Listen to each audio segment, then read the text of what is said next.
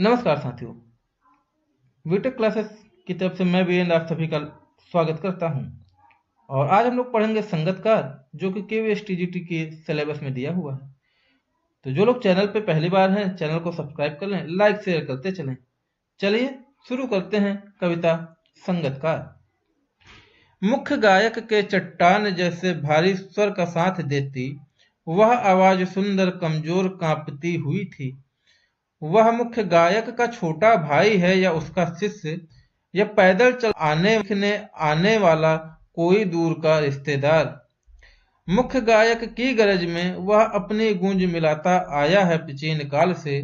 गायक जब अंतरे की जटिल तानों के जंगल में खो चुका होता है, या तो अपने ही सरगम को लांघ कर चला जाता है भटकता हुआ एक अनहद में, तब संगतकार ही स्थाई को संभाले रहता है। जैसे मुख्य हो मुख्य गायक का पीछे छूटा हुआ सामान, और जैसे उसे याद दिलाता हो उसका बचपन जब वह नौसिखिया था। चलिए इतने का पहले हम लोग जो है व्याख्या कर लेते हैं, फिर आगे का व्याख्या देखेंगे। प्रसंग आपको बता ही दिया गया है कि जैसे इसमें आप ये लिख सकते हैं कि प्रसिद्ध पद्यांश हमारी पाठ्य पुस्तक क्षितिज से अवतरित कविवर मंगलेश डबराल द्वारा रचित है, कविता संगतकार से अवतरित है। ठीक है। और इसमें जो है कवि ने गायन के साथ मुख्य गायक का साथ देने वाले संगतकार की भूमिका के महत्व को समझाया है, इतना लिख सकते हैं। और व्याख्या क्या है? मुख्य चट्टान के गायक जैसी भारी स्वर का साथ देती, वह सुंदर कम। इसमें कविवर महोदय ने बताया कि गाने के मुख्य गायक का जो विश्वास भरा चट्टान की तरह अचल स्वर जो बहुत तेजी से निकलता है, उस स्वर का साथ देने वाले किंतु मधुर कमजोर धीमी और कांपती आवाज आ रही थी। तो वह कांपता हुआ स्वर छोटे भाई का है या उसके शिष्य का, ये चीज नहीं पता चल पा रही आगे। या पैदल चलकर सीखने आने वाला कोई दूर का रिश्तेदार, और ये भी नहीं पता चल रहा है कि या फिर कहीं दूर से पैदल चलकर संगीत सीखने वाले आने के लिए कोई उसका रिश्तेदार या सगा संबंधी था, जो एक लंबे समय से मुख्य गायक की ऊंची भारी और गंभीर आवाज में अपने स्वर की मधुर गूंज मिलाता आया है। वह अपनी गूंज मिलाता आया प्राचीन काल से। गायक जब अंतरे की जटिल तानों के जंगल में खो चुका होता है, या अपने ही सरगम में लांघ कर चला जाता है भटकता हुआ एक अनहद में।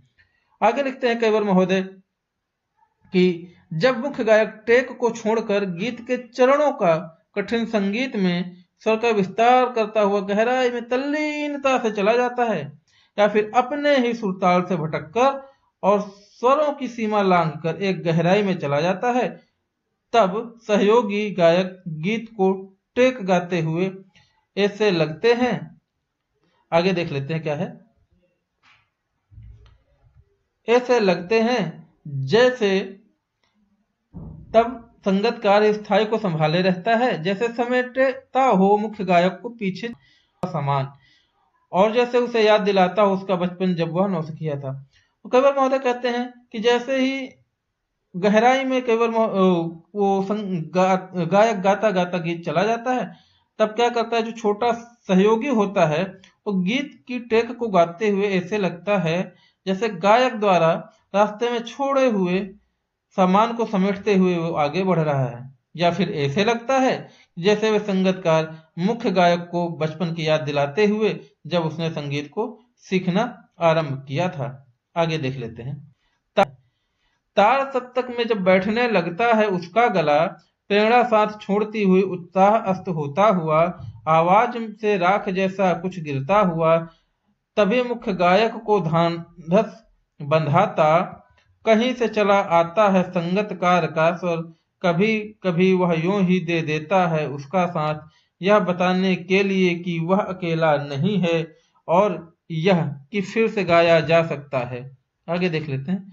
गाया जा चुका राग और उसकी आवाज में जो एक हिचक साफ सुनाई देती है, या अपने स्वर को ऊंचा ना उठाने की कोशिश है, उसे विफलता नहीं उसकी मनुष्यता समझा जाना चाहिए। तो इस तरीके से ये कविता समाप्त होती है। और देख लेते हैं जहां से छोड़ा है हमने उसका अर्थ, दूसरी पंक्तियों का अर्थ तार सप्तक से हम लोग देखेंगे। तार सप्तक में जब बैठने लगता है उसका गला, प्रेरणा साथ छोड़ती, उत्साह अस्त होता हुआ। तो कविवर महोदय ने यहाँ कहा है कि जब मुख्य गायक ऊंचे स्वर में गाते हैं तो गाते गाते उनका स्वर बैठने लगता है और उनकी प्रेरणा, उनकी साधना, सब कुछ उनका साथ छोड़ने लगती है। आवाज में राख जैसा कुछ गिरता हुआ, तभी मुख्य गायक को ढांढस बंधाता है। कह रहे हैं कि उसी समय क्या होता है कि जो मुख्य गायक है उसको संतावना देता हुआ जो है संगतकार का स्वर किसी निश्चित दिशा से आता हुआ सुनाई पड़ता है। कभी कभी वह यूं ही दे देता है उसका साथ, यह बताने के लिए वह अकेला नहीं है और यह फिर से गाया जा सकता है। केवल महोदय कहते हैं कि और वह उसे यह याद दिलाता है कि जिस राग को वह अच्छी तरह से नहीं गा सका उसे दोबारा गाया जा सकता है। आगे देखते हैं क्या लिखा है।